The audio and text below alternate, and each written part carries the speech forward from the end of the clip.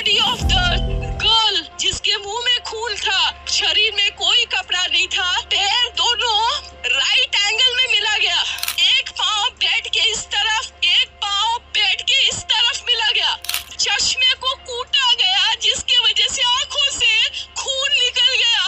ला दबाकर मारा गया। इंडिया के कोलकाता शहर में 9 अगस्त 2024 की सुबह एक ऐसी खबर सामने आती है जो पूरे देश को हिलाकर रख देती है। ये खबर थी एक 31 साल की महिला डॉक्टर की, जो कोलकाता के RG Kar medical college and hospital में अपनी ट्रेनिंग कर रही थी। हॉस्पिटल जैसे सुरक्षित माने जाने वाले जगह पर इस महिला डॉक्टर का मर्डर एंड रेप होना काफी चौंकाने वाला था। इस घटना का खुलासा तब हुआ जब डॉक्टर के डेथ बॉडी का पोस्टमार्टम किया गया। इस रिपोर्ट ने लोगों की रूह तक को हिला दिया, क्योंकि यह मामला सिर्फ एक मर्डर का नहीं था, बल्कि इससे कहीं ज्यादा खौफनाक केस था। पोस्टमार्टम रिपोर्ट में खुलासा हुआ कि उस डॉक्टर की हत्या गला घोंटकर की गई थी, इतनी ताकत से कि उनका थायराइड कार्टिलेज तक टूट गया था। इस हत्या के पहले डॉक्टर ने अपनी जान बचाने के लिए कोशिश किया था। इसका सबूत उनके शरीर पर मिले कई निशानों से मिला। सबसे डरावना सच तब सामने आया जब डॉक्टर के प्राइवेट पार्ट्स पर घावों के निशान पाए गए। इससे साफ हुआ कि यह सिर्फ मर्डर का मामला नहीं था, बल्कि ये रेप के बाद किया गया एक खौफनाक हत्याकांड था। हॉस्पिटल के परिसर में इतनी बड़ी घटना हो जाती है और किसी को कान खबर तक नहीं होती। क्या उस रात कुछ ऐसा हुआ था जिसे जानकर आप गुस्से से बौखला जाओगे? क्या वहां कोई और था जिसने इस क्रूर घटना को अंजाम दिया? और अगर था तो आखिर कौन था? इन्हीं सवालों के जवाब खोजते हुए हम आज की इस वीडियो में आपको बताएंगे कि आखिर क्या हुआ था उस रात इस मेडिकल कॉलेज के शांत माने जाने वाले परिसर में। जब आपको सच का सामना होगा तो यकीन मानिए आपके भी रोंगटे खड़े हो जाएंगे। Guys, before starting this video let me tell you कि मैं यहाँ पर उन फीमेल डॉक्टर को श्रुति नाम से रेफर करने वाला हूँ, एंड ये उनका रियल नेम नहीं है, सो कंफ्यूज मत होना। श्रुति एक जूनियर डॉक्टर जो कि कोलकाता के RG Kar medical college and hospital से अपनी डॉक्टर की ट्रेनिंग ले रही थी 8 अगस्त 2024 को। और दिन की तरह श्रुति अपनी नाइट शिफ्ट पर होती है और वह अपनी जॉब कर रही होती है। तभी रात के 11 बजे उन्हें अपनी मदर का फोन आता है, जैसे कि हर दिन आता था, क्योंकि पेरेंट्स को तो अपने बच्चों की चिंता हमेशा होती है। श्रुति की मदर उनसे पूछती है कि क्या तुमने खाना खा लिया और तबीयत वगैरह तो ठीक है तुम्हारी? जिसके रिप्लाई में श्रुति बोलती है कि उनकी तबीयत एकदम ठीक है और वो बस अभी कुछ पेशेंट्स को देखने जा रही है, जिसके बाद वो अपने कलीग्स के साथ बैठकर खाना खाएंगे। अपनी मदर से बात करने के बाद श्रुति पेशेंट्स को देखने राउंड पर निकल जाती है। सारे पेशेंट्स को देखने में और अपना काम खत्म करने में श्रुति को रात के 2 बज जाते हैं, जिसके बाद वो अपने कलीग्स के साथ जाकर हॉस्पिटल कैंटीन में ही बैठ जाती है, जहां मिलकर ये लोग अपना खाना भी खाते हैं और साथ साथ थोड़ी बातें भी करते हैं। खाना खाते खाते और बात करते हुए रात के 3 बज जाते हैं और इस वक्त श्रुति थोड़ी थकान सी फील कर रही होती है, तो वो अपनी थकान दूर करने के लिए इस हॉस्पिटल के 4th फ्लोर में बने सेमिनार हॉल में जाकर रेस्ट करने लगती है। श्रुति के रेस्ट करते करते सुबह के 7:30 बज जाते हैं, पर वो तब भी इस सेमिनार हॉल से बाहर नहीं आती, जो कि काफ़ी ज़्यादा अनयूजुअल था, क्योंकि श्रुति कभी भी आधे 1 घंटे से ज़्यादा का ब्रेक नहीं लेती थी। हॉस्पिटल का एक वर्कर जो कि सुबह की शिफ्ट स्टार्ट होने से पहले हॉस्पिटल के सारे रूम्स को चेक कर रहा होता है, और वो ऐसे ही सारे रूम्स को चेक करते हुए इस सेमिनार हॉल की तरफ आता है। जैसे ही वो सेमिनार हॉल के बाहर आकर उसका गेट खोलता है, उसकी आंखों के सामने होता है एक भयानक नज़ारा, जिसे देखकर वो बहुत जोर से चीख पड़ता है। इस वर्कर की चीख सुनकर आसपास के लोग वहां इकट्ठा होने लगते हैं और देखते हैं कि सेमिनार हॉल के अंदर श्रुति की बॉडी बिना कपड़ों के पड़ी हुई है और उसके बॉडी पर कुछ ब्लड के निशान भी हैं। यहाँ खड़े सब लोगों के लिए ये एक ट्रामा से कम नहीं था, स्पेशली दूसरी फीमेल डॉक्टर्स एंड वर्कर्स के लिए, क्योंकि उन्होंने अपनी आंखों के सामने ऐसा नज़ारा पहली बार देखा था।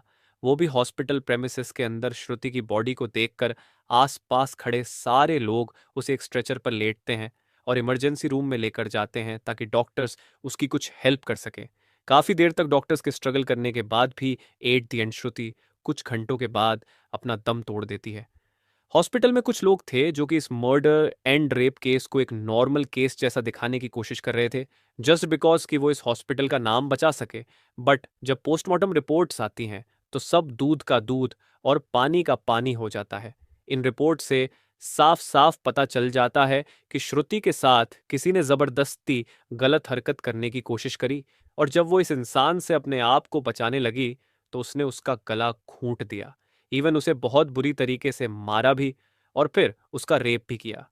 ये सारे प्रूफ मिलने के बाद ये केस पुलिस को हैंड ओवर कर दिया जाता है एंड पुलिस वाले इस क्रिमिनल को पकड़ने के लिए लग जाते हैं। सबसे पहले पुलिस उस क्राइम सीन पर ही छानबीन करती है जहां ये सब हुआ था।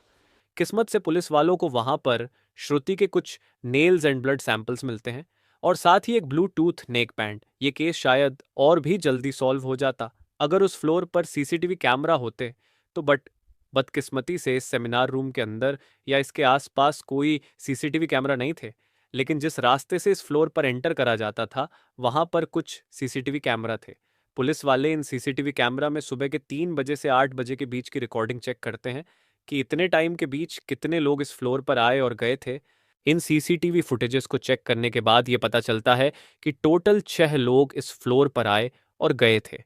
ये पता लगने के बाद पुलिस वाले एक एक करके इन 6 लोगों को पूछताछ के लिए बुलाते हैं कि वो लोग वहां पर उस टाइम क्या कर रहे थे। और इन लोगों को इस बीच यहाँ कुछ भी अजीब दिखा कि नहीं, इन लोगों से पूछताछ के दौरान पुलिस वाले उनके फ़ोन का ब्लूटूथ भी ऑन करके चेक करते हैं कि जो ब्लूटूथ हेडसेट उन्हें मिला था वो इनमें से किसका था। क्योंकि आपको पता होगा ही कि एक बार अगर आप किसी ब्लूटूथ डिवाइस से अपना फ़ोन पेयर करते हो तो अगली बार वो उससे ईजिली कनेक्ट हो जाता है। और फाइनली पुलिस वालों की ये ट्रिक काम भी आती है, क्योंकि ये ब्लूटूथ नेक बैंड इन 6 लोगों में से एक आदमी के फ़ोन से कनेक्ट हो जाता है, जिसका नाम था संजय रॉय, जो कि एक सिविल वॉलंटियर था। सिविल वॉलंटियर वो लोग होते हैं जो कि पुलिस के अंडर काम करते हैं और उनकी हेल्प करते हैं छोटे मोटे कामों को मैनेज करने में। लाइक आपने बहुत सारे फेस्टिवल्स अनऑथराइज्ड पार्किंग या भीड़ भाड़ वाले एरिया में देखा होगा कि कुछ ब्लू कलर की यूनिफॉर्म्स पहनकर ऑफिसर्स खड़े रहते हैं, जिनका काम होता है कि विदाउट एनी रीज़न कहीं पर भी ज़्यादा क्राउड इकट्ठा ना हो। तो अब पुलिस वालों को अपना पहला कातिल मिल चुका था, जिसके बाद वो संजय रॉय से और गुस्से से पेश आने लगते हैं। बट संजय पुलिस वालों की किसी बात का भी जवाब नहीं दे रहा होता, क्योंकि वो काफी ज्यादा नशे की हालत में था। इस बीच पुलिस वाले संजय का फोन भी चेक करते हैं, जिसमें उन्हें भर भर के पोर्नोग्राफिक कंटेंट मिलता है, जिससे उनका शक यकीन में बदल चुका था कि संजय ही श्रुति के मर्डर का मेन कल्प्रीट है। इसके बाद पुलिस वाले संजय रॉय को और ज्यादा डराने लगते हैं एंड फाइनली वो डर कर अपना गुनाह कबूल भी कर लेता है कि उसने ही श्रुति को मारा है और उसका रेप किया है। यह पता लगते ही कुछ पुलिस वाले और प्रूफ्स कलेक्ट करने संजय रॉय के घर जाते हैं, जहां पर उन्हें एक शू मिलता है जिसके ऊपर कुछ खून जैसे ही धब्बे थे। तो पुलिस वाले उसका सैंपल कलेक्ट कर लेते हैं। थोड़ी और तलाशी लेने पर पुलिस वालों को संजय के घर के बाहर कुछ कपड़े सूखते हुए दिखते हैं, और ये वही कपड़े थे जो कि उस दिन संजय ने पहने थे, क्योंकि ये सब सीसीटीवी कैमरा में कैप्चर हो गया था, जिससे जाहिर था कि संजय ये प्रूफ मिटाने की भी कोशिश कर रहा था। बट जब संजय को पूछताछ के लिए पुलिस स्टेशन में लाया गया था, उस वक्त वो काफी ज्यादा नशे की हालत में था। तो क्या वो ये सब बस इसलिए कर रहा था ताकि उसे कम सजा मिले, जस्ट बिकॉज वो उस वक्त नशे में था? बाद में जब पुलिस वाले उस शू पर लगे ब्लड सैंपल्स को चेक करवाते हैं तो वो भी श्रुति के ब्लड से मैच हो जाता है, which was a solid proof against him. इन सारी रिपोर्ट्स एंड डिटेल्स को एक साथ कंबाइन करके पुलिस वालों को पता चलता है कि उस रात संजय रॉय काफी ज्यादा नशे की हालत में था और वो रात के 11 बजे हॉस्पिटल में एंटर करता है। संजय अक्सर उस हॉस्पिटल में नाइट शिफ्ट किया करता था, तो उसे यहाँ की काफी अच्छी नॉलेज भी थी कि कहाँ पर कैमरा है और कहाँ पर नहीं। तो वो आराम से इस हॉस्पिटल के 4th फ्लोर पर जाकर बैठ जाता है, क्योंकि वो नहीं चाहता था कि कोई उसे ज्यादा नशे की हालत में देखे, वरना वो अपनी जॉब से हाथ धो सकता था। 4th फ्लोर पर आते ही वो अपना आराम से सो जाता है। जब उसकी आंख खुलती है तब तक सुबह के 3 बज चुके थे। तभी संजय की नजर श्रुति पर पड़ती है, जो कि रेस्ट करने सेमिनार हॉल में जा रही थी। श्रुति को अकेला देखकर संजय के इरादे बिगड़ने लगते हैं। वो पहले काफी देर तक इस फ्लोर के चक्कर लगाने लगता है, ये कंफर्म करने के लिए कि कोई यहां पर ज्यादा आ तो नहीं रहा। जब उसे लगता है कि हाँ उसका रास्ता साफ है, तो वो 4 बजे सेमिनार हॉल के अंदर एंटर करता है और फिर वहां से 4:45 पर बाहर आता है। इन 45 मिनट्स तक श्रुति के साथ इस आदमी ने क्या क्या किया होगा और वो कितने पेन से गुजरी होगी, ये सोचकर ही किसी का भी दिल सहम जाएगा। स्पेशली श्रुति के पेरेंट्स, जिन्होंने इतनी उम्मीद से और सेक्रीफाइसेस करके अपनी बच्ची को डॉक्टर बनने भेजा था, एंड श्रुति अपने पेरेंट्स की अकेली बेटी थी, तो उनके लिए तो ये किसी सदमे से कम नहीं होगा। एंड गाइस, ये केस अभी भी क्लोज नहीं हुआ है और 23 अगस्त तक संजय राय को कस्टडी में रखा जाएगा। इस कातिल इंसान के साथ क्या होना चाहिए, आप कमेंट में ज़रूर बताना, और इस केस रिलेटेड जानकारी देखने के लिए चैनल सब्सक्राइब करें। Thank you.